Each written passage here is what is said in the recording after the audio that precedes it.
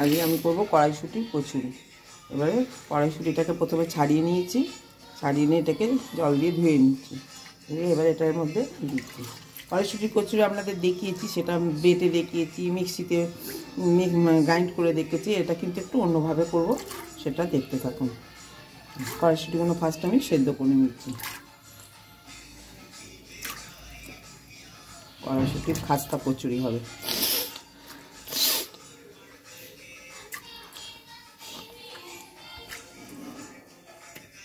ব্যাস, সেদ্ধ হতে থাক, চাপা দিয়ে দিলাম। সেদ্ধ হয়ে গেলে তারপরে কীভাবে করবো দেখাবো।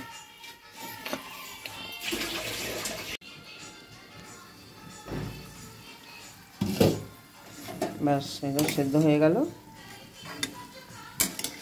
5 মিনিট সেদ্ধ করে নিলে হবে, কারণ এখন তো নতুন কড়াইশুঁটি, বেশিক্ষণ লাগবে না। সেদ্ধ হয়ে গেল, এটাকে এবার আমি ছাকনাতে ফেলে দেবো। জলটা ফেলে দেওয়ার পর আপনি কীভাবে করাচ্ছি দেখতে থাকুন। কড়াইশুঁটিগুলো সব সেদ্ধ হয়ে গেল, এগুলোকে সব সেদ্ধ করে নিয়েছি। সেদ্ধ করে নেওয়ার পর এবারে এটাকে ঢেলে দিলাম, এর মধ্যে থালার মধ্যে ঢেলে দিয়েছি। ঢেলে দিয়ে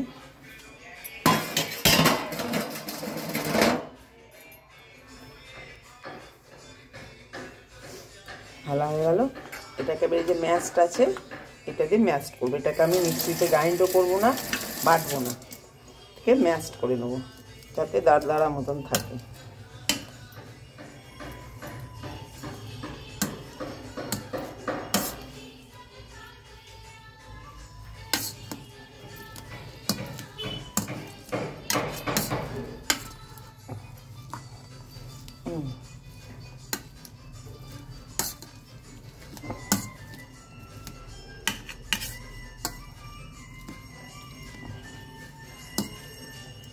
এখন নতুন কড়াইশুঁটি এভাবে সেদ্ধ করে ম্যাশড করে ভেতরে করলে একটা বেশ আতকচা দরদরা মতন থাকবে, খেতে মুখে পড়বে। কড়াইশুঁটিগুলো খুব ভালো লাগবে।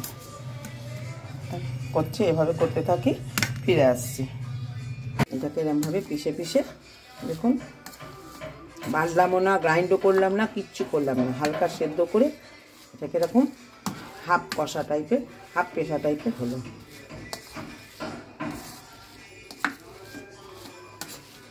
ব্যাস, হয়ে গেল।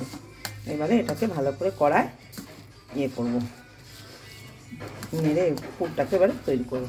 এটা জাস্ট সেদ্ধ করে ম্যাশড পর্যন্ত হলো, ম্যাশার দিয়ে এটা করে দিলাম। এই পর্যন্ত হলো। এই হচ্ছে আপনার রসুন, এই হচ্ছে আদা। কড়াটাকে জ্বালবো, যে তেলটা দিয়ে জোরে থাকবে,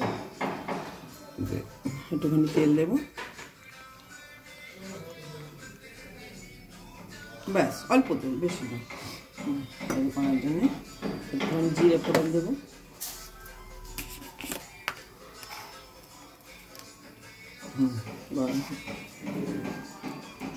একটু জিরে ফোড়ন দিলাম।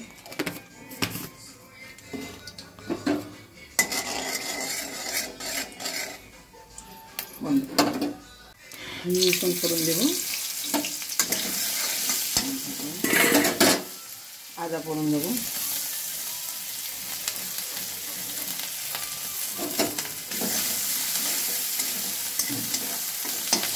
খুব একটা ভাজা না, একটু মাছ কাঁচা অবস্থা থাকবে। আর একটুখানি তেল দিয়ে দিই, অল্প একটু ভাজা হয়ে। এবার এই যেটা ম্যাশ করে রাখলাম, ম্যাশার দিয়ে এটা এবার ঢেলে দেবো।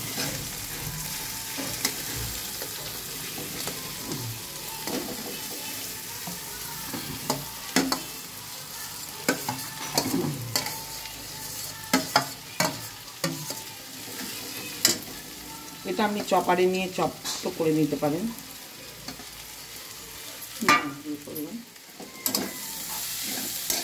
ব্যাস, এটাকে এবারে ভাজা মতন করবো, হতে থাক। নুন দিয়ে দিই,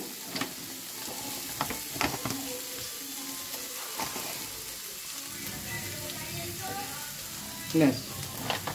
এখন আর কিছু মশলা দেবো না, এখন এটা মাছটা কমিয়ে এটাকে হতে দেবো।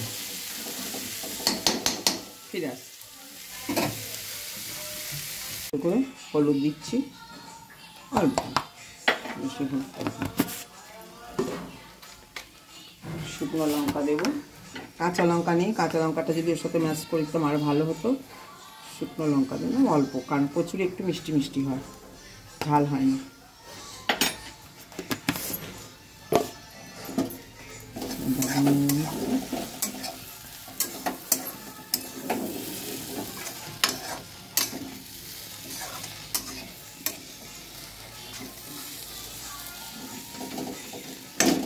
চিনি দিলাম,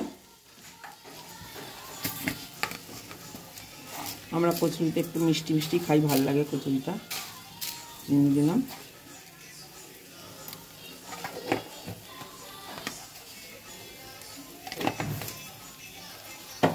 এবারে দেবো বেশ হালকা ভাজা ভাজা মতন হবে এটা।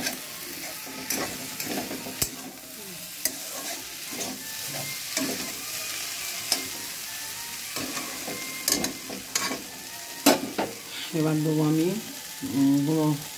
ধনে জিরে আর মৌরি, এগুলোকে আমি ইয়ে করে রেখেছি, ধনে জিরে মৌরি এটাকে গুঁড়িয়ে রেখেছি, দিয়ে দিলাম একটুখানি লাগবে, ব্যাস। আর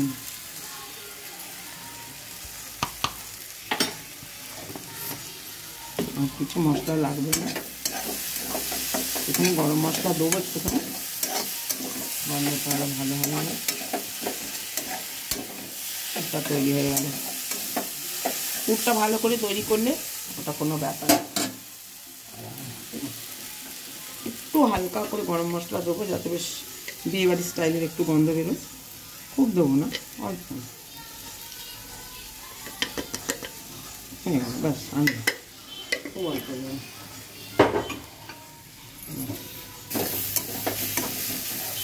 এই পুরটা আপনি করে রেখেও দিতে পারেন এক সপ্তাহ ধরে ফ্রিজে, দিয়ে আপনি জাস্ট যখনই করে খাবার দরকার পুর দিয়ে করে খাবেন, ময়দাটা মেখে।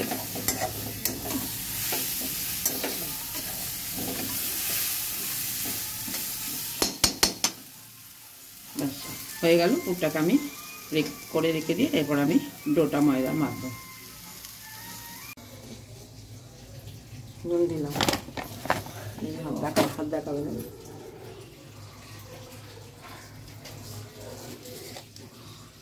কালো জিরে দিলাম,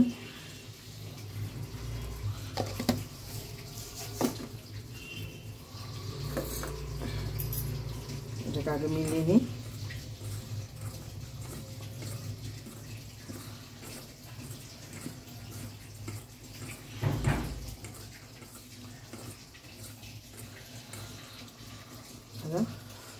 তেল দিলাম, একটু বেশি করে ময়ন দিতে হবে যাতে খাস্তা হয়। তাহলে আরেকটু দেবো,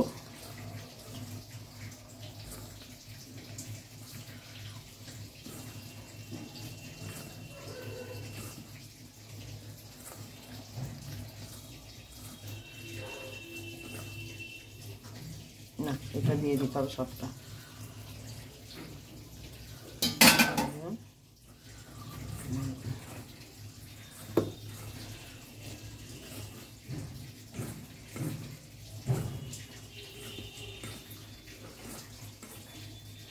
ব্যাস এইভাবে জল দিয়ে মেখে নিয়ে ডোটা তৈরি করে নিই, তারপরে কচুরিটা হবে।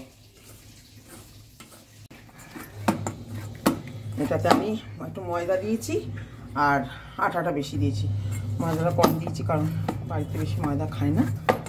আপনি শুধু আটারও করতে পারেন, শুধু ময়দারও করতে পারেন, আবার দুটো মিক্স করেও করতে পারেন। দুটো মিক্স করেছি, ময়দাটা কম দিয়ে আটাটাই বেশি দিয়েছি, যার জন্য দেখুন সাদা ভাগটা কম আছে। ব্যাস ডোটা মাখা হয়ে গেল, আধ ঘন্টা রেখে দিই, কত ভালো হবে। ব্যাস তারপরে ভাজবো যখন দেখাচ্ছি। ঠিক আছে, কচুরিটা করার জন্যে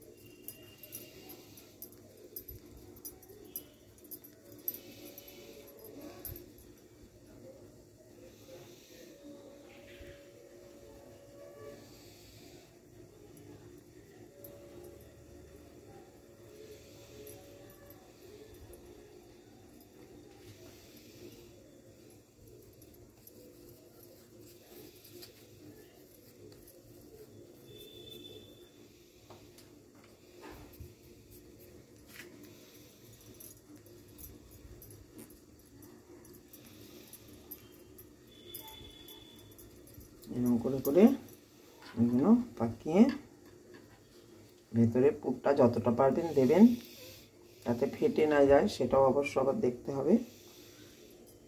কোনো লকটা যেন ভালো হয়।